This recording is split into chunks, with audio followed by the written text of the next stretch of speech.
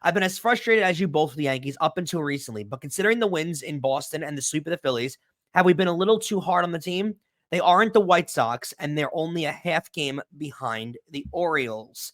They're the Yankees. We hold them to a much higher standard.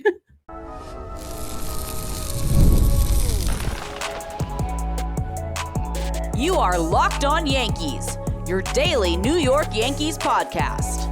Part of the Locked On Podcast Network, your team every day. Welcome to Locked On Yankees, which is part of the Locked On Podcast Network, your team every day. Thank you for making us your first listen every day. I'm Stacey Gotsoulias. Today's episode is brought to you by FanDuel. Make every moment more. As playoffs wind down, the sports stop sporting like we want them to, but this summer, FanDuel is hooking up all customers with a boost or a bonus daily. That's right. There's something for everyone every day, all summer long. Visit FanDuel.com to get started. With me, as always, my co-host, Brian McKeon. Brian, happy Fanmail Friday. We're here again. It's the end of a week. Happy Fanmail Friday, a deserved day off. Pretty much. Yeah, pretty much. And this is a happy Friday. Last Friday was not happy. This Friday is a happy Friday. Before we get started, don't forget, subscribe to the podcast on whichever podcasting platform you prefer. Subscribe to our channel on YouTube. Like I said on Thursday's show, we are slowly approaching 7,000 subscribers. So thank you to all of you. That's amazing. So like our videos, hit the bell, subscribe, do all the stuff you do on YouTube. Coming up on today's show, we will be previewing the weekend series against the Blue Jays. But first, it's Fanmail Friday. Hooray. So we have a ton of questions. Thank you all for doing that as usual. You guys are great. And as you all know, we start with insiders first. And if you've been around for a long time, you know which insider starts everything off. It's Betty. Her question is, which starter will go to the bullpen when Clarke Schmidt returns? And will Torres see more bench time when Jon Berti is back? I forgot about Jon Berti. These are great questions. I don't know necessarily if a starter winds up in the bullpen when Clarke Schmidt comes back. It might be Clarke Schmidt that winds up in the bullpen because not a lot of room for him. Maybe you wait and see if someone's struggling. I do think there's potential of that storyline that's out there that they could be looking to use Luis Gil in the bullpen for the postseason. I don't think that's a terrible idea, especially with the stuff that he has coming in. Could be really hard to hit him early on in a bullpen role, but also Gil's pitched out of a starter role all year. He's comfortable in that. I don't know if changing things up is necessarily the best move for them. They have a little bit of time to figure these things out. I don't know if the Berti move affects Gleyber's playtime. What would you do? Would you put Berti at third base and you would move Chisholm over to second, and then that's how Gleyber sits? Because Gleyber won't play third. Berti's not a second baseman, really. Right. So I think that's the only move you'd have to make, right? Yeah, I think that would probably be the move. I don't know if that's going to happen that often because I think they want Jazz playing third base. It's specifically for the rest of this season. I think the future after this year is for Jazz Chisholm to be playing shortstop. Second base in replacement when they let Gleyber leave in free agency. But I think for now, going into the rest of 2024 and to the postseason, I think the goal is to have Chisholm be your everyday starting third baseman and have Gleyber at second base. That makes sense. Yep. Adam Cole, who's a new insider, thank you, Adam, sends in a message. Greetings. I've been listening to you guys for the past couple of months. Thanks for the great show. You're welcome. I recently subscribed as an insider. I've been as frustrated as you both with the Yankees up until recently, but considering the wins in Boston and the sweep of the Phillies, have we been a little too hard on the team? They aren't the White Sox, and they're only a half game behind the Orioles. Adam, he commented his own name to let us know that it was him. I like that. Stacey, how do you feel about this? Because it really is crazy how the mindset of the team changed just a week, right? Going into that Boston series, we were at our probably absolute low this season when it comes to confidence. And now you're at one of your highs after sweeping the best team in baseball, and Boston, who's played really well over the last couple of months. They're not as bad as the White Sox. I'd agree with Adam, but I have a hard time saying they're as good as the Orioles too. See, I don't, because every team goes through a funk. We're watching the Phillies go through a funk. I watched Locked On Phillies, and Connor is at his lowest point this season because you have Bryce Harper didn't do anything against the Yankees. They've lost a bunch of series in a row. As we mentioned on Thursday's show, it was the first time all season that they were swept in a 3-game series, and they are riding on a low like the Yankees were. Now, the Yankees were riding on that low a little longer, but this is baseball. Yeah. Not every team plays at 100%. Not every team wins every month, because if they did, you'd have the record be 130 wins in a season and not 116. So, no, they're not the White Sox. They were playing like the White Sox at one point, but they're not the White Sox. I kind of agree. We're Yankee fans. We're hard on them, and it's also built up frustration from previous seasons, feeling like every season goes the same way with the manager in charge, that they seem to fall apart at the same time. So that's our frustration. Like, we understand they're not as bad as the Rockies or the White Sox and teams like that, but they're the Yankees. We hold them to a much higher standard.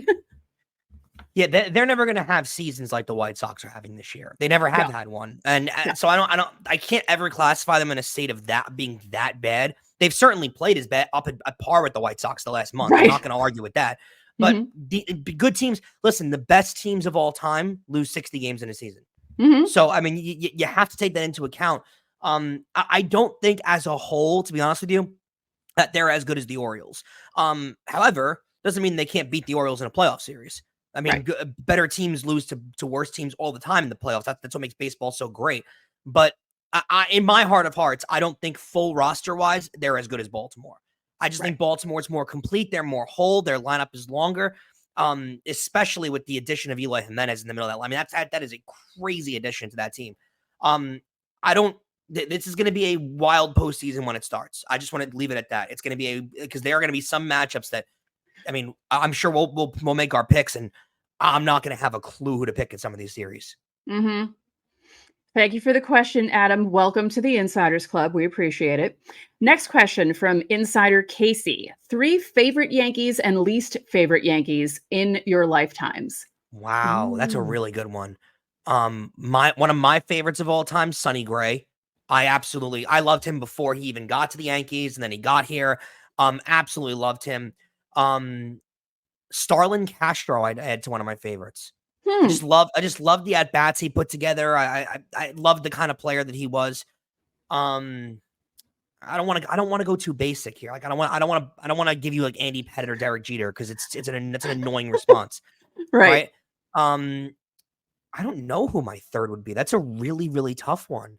I'm going to pick A-Rod, because A-Rod doesn't get enough love and he gets too much hate from people. So I'm going to pick A-Rod. Yeah, he really does. I agree with that. Oh, see, this is tough to narrow it down to 3. Well, Mattingly, yes, obviously. Jason Giambi. No, Mattingly. Yeah, Mattingly. Giambi. I would go A-Rod. On your favorites. Yeah. My least, this to me, a lot of names come up. Greg Bird, because all you did was hear about how great Greg Bird was going to be, how his swing was built for Yankee Stadium. Would you say least favorite or most disappointing? Because I think there's a difference. No, I think both qualify for me, because it was Stacey. Tell me if I'm wrong. It was every single year the dude hit 700 in spring training and then got hurt in the first week of the season, and then you didn't see him till August. I mean, he was the most, annoying. And then you know what?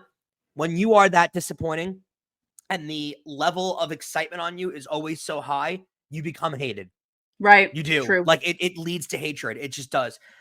He's definitely one of them for me. I want to say Aroldis Chapman, because he got so annoying at times. Like, he made you sweat. Clay Holmes could become one of those guys for absolute sure, but I don't think he's necessarily there yet. There's I don't know. The third one, give me a second. Let me circle back to this one. I'm gonna think of one. Okay, Jacoby Ellsbury. Because that's such a good one.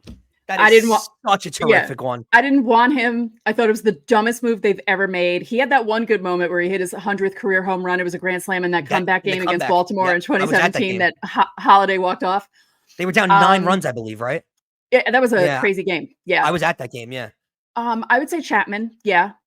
I would say Chapman. And oof.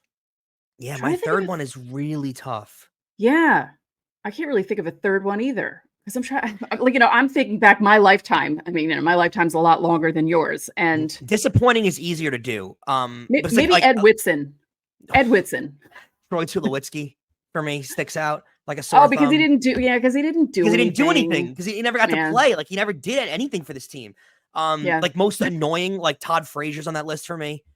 And it's not even Todd Frazier's fault. It's everybody else who can't stop talking about he's from Tom's River or this, like that. And the picture with Jeter and God, enough. I get it. Like we get it. He's a local kid. I can't think of another one that I really, really, really despise. There's not a lot of Yankees that I really, really, really, truly dislike that much. Favorites though. I got to add on one more though. Nick Swisher. Oh, he's hard to not like. Yeah, he's something. He's a little too up for me. I don't know if I'd be able to handle him more than 5 seconds. Easy to root for though. Yeah, I would say so. All right, Casey, that was a really fun question. Next time, give us more time because I would like to really, really break it down. Let's go to Aaron L. He's saying, considering how the prospect promotion incentive works, if Luis Gil wins AL Rookie of the Year, the Yankees won't get additional compensation picks because Gil didn't appear in any of the top 100 prospect lists before the season. What do you think of the system, and do you think it's working as it should? It sucks knowing that our most likely Rookie of the Year candidate won't net us draft picks because of that. But I wonder if you think the incentive structure is still right. I think it is. I think baseball has gone very, very, very, very diligently into making sure that, at least in their part, teams can stay competitive, right? And they don't want teams having a Rookie of the Year, win Rookie of the Year, and then they still get compensation picks returning to them. So their farm system gets better and better and better. That's how you create the Los Angeles Dodgers, by the way. That's why the farm system is still the way it is. But I don't think Luis Gil's going to win Rookie of the Year, to be honest with you. Right. He's not. He didn't make the All-Star team. Well, in the last Rookie of the Year, that didn't make the All-Star team. Really hard to find that. And I know he didn't appear in any of the top 100 prospects. You got to remember too, when Luis Gil came up 2 years ago, he pitched really well in like 7 or 8 straight starts. He really did. His stuff was electric. He looked really good. And then the Yankees sent him down. He got hurt in the minor leagues. And never heard of him again. And then all of a sudden he came back and his stuff's electric and everyone's all surprised again. Him not being in the top 100 prospect list is very kind of finicky, right? Because he debatably is a top 100 prospect in all of baseball, should have been a top 100 prospect in baseball, but he came up, he came back, didn't make the team, got hurt, and then disappeared. And it's like, well, how do you he couldn't have been in the top 100 prospects because he got hurt. So, right. I don't know. It's a little finicky to say that he's not one of the top 100 prospects in baseball because if he never got hurt, he would have been. Right. Thank you for the question, Aaron. We got to move on to segment 2, but before we do that, don't forget, subscribe to the channel. We're almost at 7,000 subscribers on YouTube, which is really awesome. Hit the like button on our videos, hit the notifications so you know when those videos go up. And if you would like to be part of next week's Fan Mail Friday, look for the pinned comment under our videos Monday through Thursday. Leave your questions there, or like Adam, you can join the Locked On Yankees Insiders Club and you get into segment 1. There's a 14-day free trial.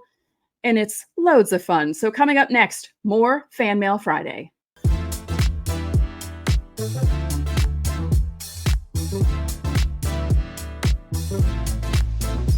I love sports. I love them so much, I never want them to stop. And as the playoffs wind down, we get fewer games, and the sports, they're not quite sporting like I want them to. But FanDuel lets the sports keep going whenever I want. And all I do is open the app and dream up any bets that I'm in whenever I'm in the mood. And this summer, FanDuel is hooking up all customers with a boost or bonus daily. That's right. There's something for everybody every day, all summer long. You could bet Olympic tennis. You can see if Novak Djokovic or Carlos Alcaraz is going to win the gold. You can bet against them in the final. I mean, there's a lot of things out there, especially Olympics right now. Baseball getting into full swing, NFL futures bets. FanDuel has everything any moment you want to bet it. So head over to FanDuel.com/lockedon and start making the most out of your summer. FanDuel, the official sports betting partner of Major League Baseball. Locked On Yankees is also brought to you by SupplyHouse. Get supplies from the site that's made it for the skilled trades, SupplyHouse.com. SupplyHouse.com is the reliable way to order plumbing, HVAC, and electrical products online. Their easy-to-use website is packed with helpful resources and the latest product info to help you get the job done right. Shop a complete inventory of over 200,000 parts from over 400 top brands and get your order delivered right to your door with fast shipping from coast to coast. Need help with an order? Get expert support and industry-leading service from the friendliest folks in the business and talk to a real person every single time. Pros in the skills trade get a competitive edge by joining SupplyHouse.com's free TradeMaster program.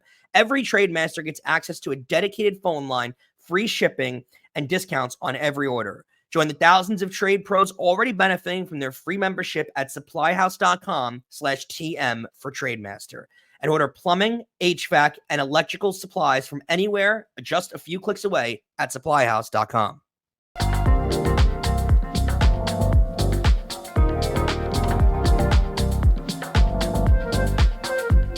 Welcome back to Locked On Yankees. Make sure you watch Locked On Sports Today, a free 24/7 sports streaming channel programmed for you every day to bring you the biggest sports stories of the day. Locked On Sports Today brings you the canvas analysis, opinions, and news streaming 24/7 on YouTube or the free Amazon Fire TV channels app. It's part of the Locked On Podcast Network, your team every day. And you can catch any part of the Yankees hometown broadcast on SiriusXM. Just download the SXM app and search the word Yankees. Welcome back, Stacey. Continuing with our Fan Mail Friday questions for this week. The last insider one comes from David F. Hey, guys, do you think the Yankees are considering other closer option, given Holmes' consistent struggles, maybe closer by committee? Our next question is from Robbie Garns, 7732, from YouTube. First YouTube question. I'm not trying to take anything away from this win streak because I'm thrilled with the way the team is playing, but the elephant in the room is that our all-star closer, in quotes, can't seem to turn in a clean frame. Now that the trade deadline has come and gone, and not only did we not get a bona fide closer, but we traded away Neely, who some would say was Holmes' heir apparent, who can realistically step into that role. Thanks, and love the show. Our next question comes from Zach Maudie, 9686. Why does everyone on the planet Earth except the New York Yankees, know that Clay Holmes is not a closer? Josh and Tyler. For my last question, I stand by the fact that Clay Holmes is not a closer. So I'm still new to baseball. So regarding DJ, why does he seem to replace Ben Rice at first base in the final innings of games? Is that strategy or is something else going on? Josh and Tyler will get to that question at the last part of these answers, I promise you. But let's address the question that everybody seems to be asking because we don't do duplicate questions on this show. Right. Clay Holmes, whether he's a closer or not. I feel like we've been saying this for weeks now. I don't trust Clay Holmes in big spots. I haven't trusted him all year. I think I've been justified not trusting him all year because he has 8 blown saves to lead Major League Baseball. I don't know why the Yankees seem to be the only organization with confidence that Clay Holmes can close games. Because I think other teams that get more confident when Clay Holmes comes into games, Clay Holmes a lot of times has filthy stuff. And I don't think you're as worried about what Clay Holmes has been doing lately if he's a 7th or an 8th inning guy. And his ERA balloons up to 4, and he's a regular guy with really good stuff out of your bullpen that can't seem to figure it out sometimes. Every team's got those guys, right? Mm-hmm. What worries me more is that he is the closer. They consistently keep him as the closer, and they consistently beat it into the ground like he is going to be our closer no matter what. And you know it from the team, too, because Aaron Judge said the same thing. He's our closer. We're going to live and die with him, everything. He should not be your closer. And I don't know who should replace him. I don't think Luke Weaver is a terrible idea. Because I think Luke Weaver's got some guts, and I think he can close games. You mentioned Tonkin yesterday. I don't think that's a bad idea. The one guy that I would not move to the closer role is Leiter. I would use Leiter to me as one of my flip around whatever inning seems to be the high what do they call them? The high anxiety innings, the high stress innings. That's what I would use Leiter for. Because I said this earlier on another show that I was on. Leiter has this deadpan, don't care, low heart rate attitude out there that I think is so perfect for these times of year, for especially October baseball. He will not be affected by 60,000 people screaming their lungs off at an away ballpark with bases loaded in a big spot. That won't affect Leiter remotely. He's this deadpan, low, like his heartbeat is always the same, always very slow, cool, calm, collected. I don't think you necessarily need him in the closer role always. I think you need him at a high velocity, high moment, high stress moment. But there's a lot of options that they have in this bullpen, right? I even think you could try Marinaccio out in the closer role because he's got some filthy stuff. To me, and I don't know if they're going to do this, but Clay Holmes is not a closer. He's not. And I think he had good moments, and I think he has really good stuff. But does anybody, at the heart of hearts, if you put truth serum in all the Yankee players, does anybody trust him in a big moment in a game in October on the road at all? I also don't I trust the certainly don't. defense behind him either, because he induces so many ground balls that, Glaber will eventually screw something up as well. Like, there's too much contact. He's not Yeah. the type of guy that strikes a lot. Like, I mean, he can strike people out because he has those types of pitches, but for the most part, he induces contact, and you need perfect playing behind him in order for him to have a clean inning, and that sometimes doesn't happen. This is not the 2009 infield where you had Right. Gold Glovers at every position. It's Pretty not much. that. You've got instead Volpe, who has a Gold Glove but does bob balls here and there. Glaber, who's got one of the most laziest playing styles in baseball right now. They keep. I mean, you see at the end of Zach Maudy's question, and why not Zach Maudy, Josh and Tyler's question of why they keep going to DJ at the end of games, because they don't trust Ben Rice's defense as much, and they like Right. DJ's defense more. So you're adding all these things in together with the closer who induces ground balls a lot. And I'm sorry, add this in too. I know that analytical people don't like to associate this with the sport of baseball, but there is a human element to me. And let's look at this human element. 9th inning, 60,000 people stomping their feet, screaming, ball in play. Your knees get a little heavy. Your knees start shaking. Your arms get a little heavy. You start thinking a little more. Comes a lot harder to field. Whereas when you have a strikeout guy out there, you trusted Chapman a little more in those spots. You definitely trusted Mariano a lot more in those spots. I don't trust an all-contact guy in a big spot where errors can be created, because that's what Clay Holmes is. And I don't think Clay Holmes, that's not me saying he can't succeed in the 7th inning or he can't succeed in the 6th inning. He can be a solid pitcher. He's not a closer to me. I think there's a real possibility that Luis Gil is closing games for you late in the season. This is editing, Stacey, and I would like to issue an apology to Insider Eric S. and YouTube viewer Mr. Mallory. I made graphics for your questions, and then I completely forgot to put them in the rundown, and we did not answer them on the show while we were recording. So I will answer them right now while I'm editing. Eric asked, what grade would you give the Yankees for their trade deadline moves? I'd say, just because of what Jazz and Mark Leiter Jr. have done so far, I'd give them a solid B. Some people might have an issue with that, but that's how I feel. As for Mr. Mallory, he asks, should Torres be replaced defensively at the end of games? Yes. Yes, yes, and yes. Again, I apologize. Ask questions next week, and I promise you will be there. All right, coming up next, we have one more Fanmail Friday question. We had to move it to the third segment because this segment ran long. And we're going to do a quick preview of the Blue Jays series, which begins tonight at the stadium.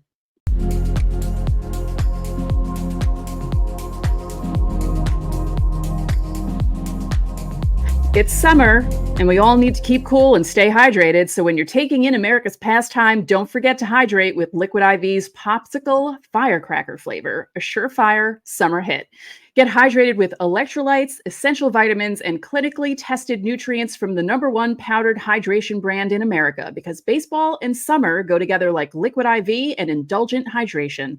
Blast off with the iconic summer flavor of Popsicle Firecracker, a festive blend of citrus-fueled lemon lime, tart cherry, and raspberry. You can find all your favorite flavors on their website, from lemon lime to pina colada. I personally love strawberry lemonade. I drink it after workouts, and this week I've been drinking it after walking the dog because it is hot out. Tear, pour, live more. One stick plus 16 ounces of water hydrates better than water alone. It also has 3 times the electrolytes of leading sports drink and 8 essential vitamins and nutrients. No more thirsty summers when you indulge in hydration with Liquid IV. Get 20% off your first order of Liquid IV when you go to liquidiv.com and use code MLB at checkout. That's 20% off your first order when you shop Better Hydration today using promo code MLB at liquidiv.com.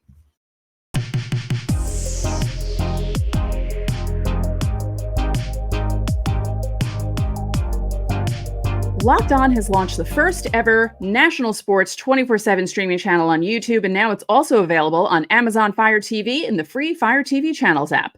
Locked On Sports Today is here for you 24/7, covering the top sports stories of the day with the local experts of Locked On, plus our national shows covering every league. Find Locked On Sports Today, now available on the free Fire TV Channels app. We've made it. the last segment of the week. We have one more question from Liam. Is it McGow? Is that how you pronounce that? I would say that's true. Yeah, McGow. Because you're the Irish guy. Yeah. I mean, I'm part Irish, but I'm only part Irish too. I'm only 50% Irish. I'm only 25%, so you got me beat there. Oh, okay. Yeah, McGow then. Yeah, I'll say. Yeah, I think it's McGow. Liam asks, will Chisholm be what the Yankees need during the postseason? I don't know if he's exactly necessarily what they need, but I think when it comes to his play on the field, what I'll say what it is he might be that jolt of energy they need. He might be that influence in the clubhouse they need. Like, he might be a lot more than necessarily his impact on the diamond. He might be a lot just of impact. And I think that could be really important. And I think it's really understated. Yes, his play has been amazing. Yes, he's been terrific since he's gotten here. No one's going to argue that with the home runs, the fielding, he's been terrific. But he's also added a jolt into this team. They're playing far differently since he's been added to this clubhouse. And I think there's something to be said about that. Their attitude, and also with the way he's playing, with the kind of hitter he is, because he's not going to play like this the entire time, but he is an above average major leaguer. And I do think there's something to having a legitimate above average major leaguer behind Judge and Soto in this lineup. It doesn't allow you to pitch around Judge like the teams have been doing lately. You now have to pitch to him because you don't want to face Chisholm with guys on base. So, I mean, there's a real possibility here that he lengthens the lineup. He adds some substance to the clubhouse. I think those things that are more intangibles, they mean a lot more than you really consider. And it's funny because all the reports last week were, the Yankees aren't sure if they want to make that move because of his attitude, because of his brashness. And meanwhile, sure. I've never seen, I don't know. It just felt like everything that he did, they were so excited for him. And I love when the Yankees are not so straight-laced, and I feel like they're loosening up. I mean, this team is a lot looser than teams of even 15 years ago. Like, the 2009 team was one of the first times where you saw them loosen up a bit with the pies and all the stuff that they did that season. And they were still pretty buttoned up, though. And they were still pretty buttoned up. But these teams, it feels like it started in 2017 where they weren't wearing suits on road trips. Like, do you remember before they went on the West Coast road trip, Judge and Holiday were wearing matching shirts from, I want to say it was the Sandlot, like it was Sandlot themed. Yeah. And like, there were just fun things that were like creeping in because of the younger players that were infused into the team. And I think the personality of the team, he fit right in right away. I don't know why people were so worried. This isn't the Yankees of the 2000s. These are the Yankees of the 2020s. He's basically almost stepped into the Verdugo role at this point because Verdugo isn't performing the way he was supposed to.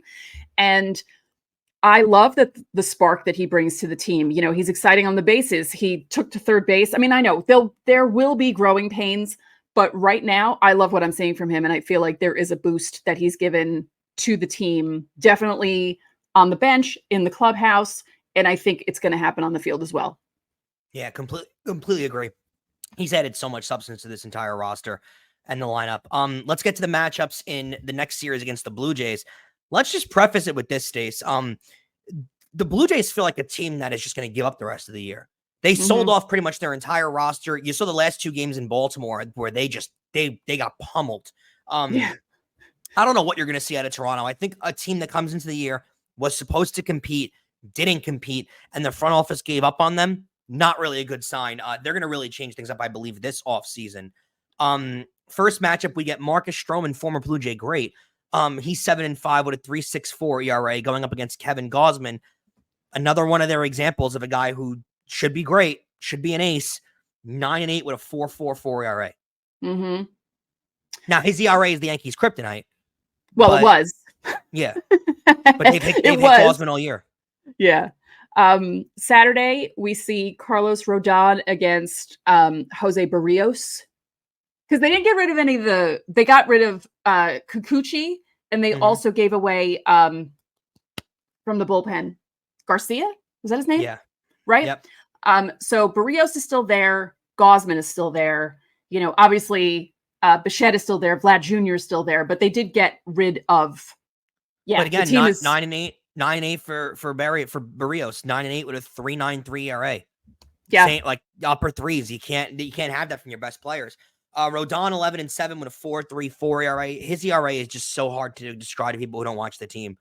Because if you're gonna look at his ERA, you're gonna think, oh, he's had a terrible year. He's been inconsistent. I mean, there's been moments where it's highlighted by a couple bad starts here and there, and then a bunch of ace-like starts. It's really crazy what Rodon's ERA looks like. Yeah. And then you go to Sunday, which is it a night game or is it a day game? It's going to be a 1:35 game on Sunday. So all early games going through this series. And I don't think there's any starters listed for these games yet. No. No, yes. Yariel Rodriguez was listed on Yankees.com. Okay, and then I guess they're gonna put Cole in, right? I think they're waiting to see how he feels because he threw a bullpen in Philly. He felt fine. And I think they're waiting to see how he feels on Sunday, but I think it's probably going to be Cole. Little Birdie told me that it might not have actually been fatigue or anything going on with Cole.